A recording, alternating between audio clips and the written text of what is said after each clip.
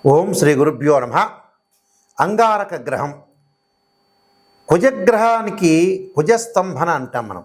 అంటే కుజస్తంభన అంటే ఏ గ్రహానికి కూడా లేనటువంటిది, కేవలం కుజుడికి మాత్రమే వచ్చేటటువంటి ఒక అవస్థ, దాన్నే స్తంభన అంటారు. అంటే ఎప్పుడు కూడా ఒక రాశి నుండి వేరొక రాశికి సంచారం చేసేటప్పుడు మిగతా గ్రహాలతో కాకుండా కుజుడు స్తంభించడం జరుగుతూ ఉంటుంది. అంటే ఒక్కొక్కసారి గ్రహాలు కుజుడు 45 రోజుల పాటు ఒక రాశి నుంచి మరొక రాశికి వెళ్ళిపోతుంటాడు.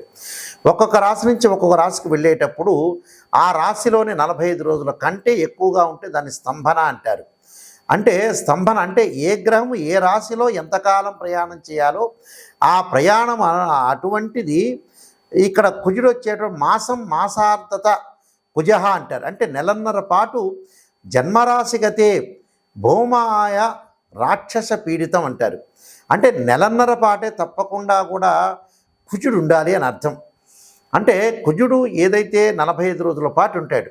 అంటే సహజంగా ఎలా ఉంటుంది అని అంటే ఒక్కొక్క గ్రహాన్ని ఒక్కొక్క రాశిలో సంచారం చేసేటప్పుడు బుధ శుక్ర రవిర్మాసం మాసార్థత కుజ అంటారు. గురు ద్వాదశ మాస నేత్ర సన్మాసం శనీశ్చర అంటారు.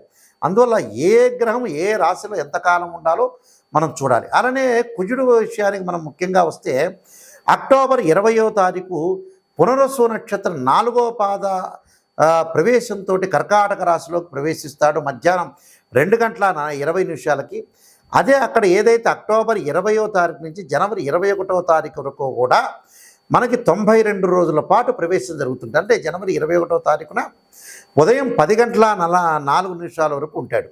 అంటే అక్టోబర్ 20వ తారీఖు నుంచి ప్రారంభమైన కుజుడు పునరసు నక్షత్రం 4వ పాద కర్కాటక రాశి ప్రవేశంతో ప్రవేశించి మధ్యాహ్నం పూట 2:20 తదుపరి జనవరి 21వ తారీఖున ఉదయం 10:04 వరకు ఉంటాడు. అంటే 92 రోజుల పాటు కుజుడు స్తంభన చేస్తాడు. రాజైన కుజుడు నీచస్థానమైన కర్కాటక రాశిలో ఉండి స్తంభించి తన శత్రువైన మంత్రి శనితోటి సుదీర్ఘ కాలంలో షష్టాష్టక స్థితి ఏర్పడతారు.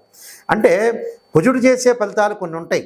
సత్వ భ్రూ ప్రాకార రోగ ప్రణవ అంటే సత్వ భూ ప్రాకార రోగ వ్రణ సాహస శస్త్ర అగ్ని సందర్శనోత్పాటన భాతృకుజ అంటారు.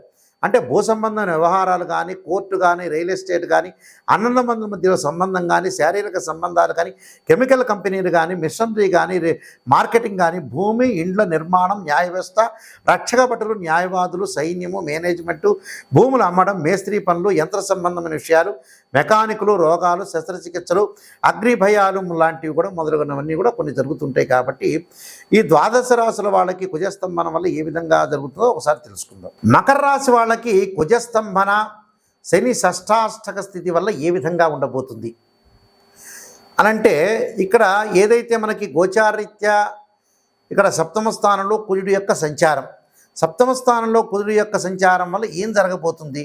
మరి కుజుడు గోచారరీత్యా చెప్పుకుంటున్నాం, మరి స్తంభన అంటే ఉన్నదానికంటే ఎక్కువ ఉంటాడు.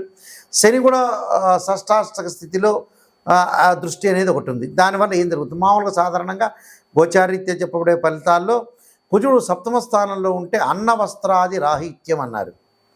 సదా క్లేశ అంటే స్వబంధుహి అన్నారు. అంటే స్వబంధుహి కువార్త పుత్ర భాతృ నాణం అన్నాడు. అంటే క్రోధం కూడా కలుగుతుందట. అంటే సప్తమంలో ఉంటే క్రోధ సప్తమేగే కుజే అన్నారు. అంటే అన్న వస్త్రాది రాహిత్యం అన్నారు.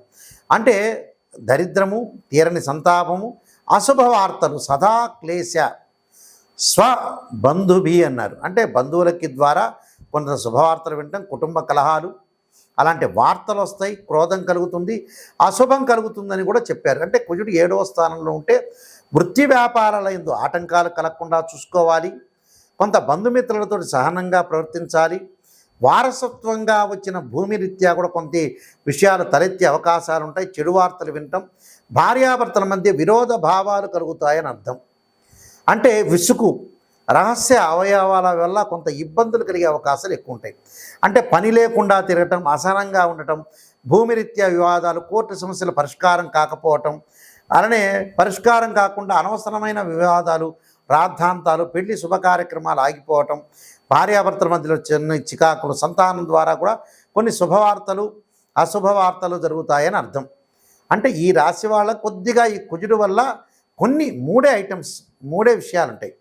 మూడే ఏమిటంటే భూ వివాదాలు, బంధుమిత్రులతో సారంగా ప్రవర్తించాలి, వ్యాపారంలో ఆటంకాలు లేకుండా, భార్యాభర్తల మధ్యలో విరోధ భావాలు లేకుండా చూసుకుంటే చాలంతే. గైనకు సంబంధించిన ఇష్యూస్ రాకుండా చూసుకుంటే సరిపోతుంది, మిగతావన్నీ కూడా అనుకూలంగా ఉంటాయి. ఈ కుజగ్రహ దోషం ఉంటే తప్పకుండా మన జాతకపరంగా కూడా జన్మలగ్నాన్ని అనుసరించి 2, 4, 7, 8, 12 స్థానాల్లో కుజుడు ఉంటే కుజదోషం అంటారు. ఈ గోచారాన్ని చెప్పేటప్పుడు ఫలితాల్లో 3, 6, 11 స్థానంలో గోచారీత్యా బాగుంటే మనకు సుఫలితాలు ఇస్తాడని శాస్త్రవచనం గోచారం చెప్తుంది. కుజుడు మనం బాగలేదు అని అంటే మనం ఏం చేయాలి? గోచారం అనే చంద్రరాశి నుంచి ఇలా మన భర్త చార్ట్ చెప్పేటప్పుడు లగ్నం నుంచి చెప్తారు. మరి కుజుడు మనకు అనుకూలంగా లేకపోతే ఏం చేయాలి అని అంటే, భూమి సంబంధించిన వివాదాలు ఉన్నవాళ్ళు తప్పకుండా భూసూక్త పారాయణం చేయటం ఒకటి, వేదంలో చెప్పినట్టుగా భూసూక్త పారాయణం చేయాలి. భూ సంబంధ వ్యవహారాలు కానీ, కోర్టు సమస్యలు కానీ, అలానే కోర్టు సమస్యలు కానీ పరిష్కారం కాకపోతే కార్తవీర్యార్జునుడి యొక్క మంత్రం ఒకటి, అలానే కుజుడు సంబంధించిన నేను చెప్తాను ప్రత్యేకంగా అంగారక గాయత్రి మంత్రం, అంగారకాయుధే శక్తి హస్తా ఇది మే తన్నో భౌమ ప్రచోదయాత్ అనే మంత్రాన్ని, అలానే సుబ్రహ్మణ్య స్వామి యొక్క ఆరాధన, అంటే వివాహపరంగా దోషాలు ఉంటే కూడా సుబ్రహ్మణ్య స్వామి యొక్క ఆరాధన చేయాలి. తత్పురుషాయుధే మహాసేనాయ ధీమే తన్నో షణ్ముఖ ప్రచోదయాత్ అనే మంత్రాన్ని. ఇవన్నీ కుదరదండి గురువుగారు ఒక మంచి శ్లోకం చెప్పండి అంటే మనకు సహజమైన శ్లోకం ఉంటుంది. ధరణీ గర్భ సంభూతం విద్యుత్కాంతి సమప్రభం కుమారశక్తి సంచ మంగళం ప్రణమామ్యం అనే మంత్రాన్ని కూడా చక్కగా చదువుకోవచ్చు. అలానే మంగళవారం పూట రాహుకాలంలో దీపం పెట్టడంతో పాటు సుబ్రహ్మణ్య స్వామి యొక్క ఆరాధన, మంగళవారం పూట 2 సర్పాలను దానం చేయాలి. సర్పాలను దానం చేయటమే కాకుండా నాగరాజును ఆరాధన చేయటం కూడా మంచిది. నాగరాజును ఎలా ఆరాధన చేస్తారంటే, నాగరాజాయుధే పృథ్వీధరాయ ధీమే తన్నో సర్ప ప్రచోదయాత్ అనే మంత్రాన్ని చక్కగా చదువుకోవటం ఒకటి. ఇంకా వేదమంత్రం వచ్చిన వాళ్ళు నమో అస్తు సర్పేభ్య ఏకేచ పృథ్వీమనో ఏ అంతరిక్షే ద్వితీయేభ్య సర్పేభ్యో నమః అనే మంత్రాన్ని కూడా చక్కగా చదువుకోవచ్చు. నమో అస్తు సర్పేభ్య అంటే ఈ అంతరిక్ష, ద్వితీయేభ్య అంటే అంతరిక్షంలో ఉండే సర్పాలకి, భూమి మీద ఉండే సర్పాలన్నిటికీ కూడా నేను పూజ చేస్తున్నానని మనకి వేదం చెప్తూ ఉంటుంది ఇక్కడ. అలానే వేద మంత్రం కూడా చదువుకోవచ్చు. అది రాని వాళ్ళు కూడా నేను చెప్పినట్టుగా నాగరాజాయుధే పృథ్వీధరాయ ధీమే తన్నో సర్ప ప్రచోదయాత్ అనే మంత్రాన్ని కూడా చక్కగా చదువుకోవచ్చు. దాంతోపాటు మంగళవారం రోజున కందులు దానం చేయటం, అలానే ఎర్రని వస్త్రము, ఎర్రని పూలు ఈ దానం చేయటం చాలా మంచిది. మంగళవారం రోజున ఉపవాసం ఉండి సాయంకాలం పూట సుబ్రహ్మణ్య స్వామి యొక్క వ్రతం కానీ, అలానే స్కందుణ్ణి ఏదైతే సుబ్రహ్మణ్య స్వామి వ్రతంతో పాటు సుబ్రహ్మణ్య స్వామి యొక్క ఆరాధన కానీ, అంగారకుడి యొక్క ప్రదర్శనలు చేయటం కూడా చాలా మంచిది. అంటే నవగ్రహాల్లో అంగారకుడు ఉంటాడు కాబట్టి అంగారకుడి యొక్క త్రికోణాకార మండలి అడకధాన్య సూపర్ అంగారగ్రహ ఆవాహయామి స్థాపయామి పూజయామి అంటారు. అంటే అంగారకుడిని ఆరాధన చేయాలి. ఆయన రక్తవర్ణం రక్తగంధంలో ఉంటారు. అందువల్ల ఎరుపు మంగళవారం వీలైతే ఎరుపు దుస్తులు ధరించి చక్కగా ఎరుపు వస్త్రము, కందులు, ఎర్రని పూలు బ్రాహ్మణోత్తములకు దానం చేయటం చాలా మంచిది. అది ఎప్పుడు చేయాలి? మంగళవారం రోజున కుజహోరలో చేయటం కానీ, లేకపోతే ప్రదోషకాల సమయంలో కానీ చేస్తే మనకి అంగారకుడి యొక్క దోషం పోయే అవకాశాలు ఎక్కువ ఉంటుంది. అంటే అందరూ చేయొచ్చు, తప్పలేదు. 12 రాశుల వాళ్ళందరూ కూడా చేయొచ్చు. కొన్ని రాశుల వాళ్ళకి మంచి ఫలితాలు, కొన్ని రాశుల వాళ్ళకి మిశ్రమ ఫలితాలు, కొన్ని రాశుల వాళ్ళకి చెడ ఫలితాలు ఉంటాయి. కాబట్టి అందరూ కూడా భగవంతుని ఆరాధన చేయటంలో తప్పులేదు. కానీ మీరు భగవంతుని ఆరాధన చేయండి. మీ అందరికీ కూడా మంచి జరగాలని ఆశిస్తూ సర్వే జనా సుఖినో భవంతు.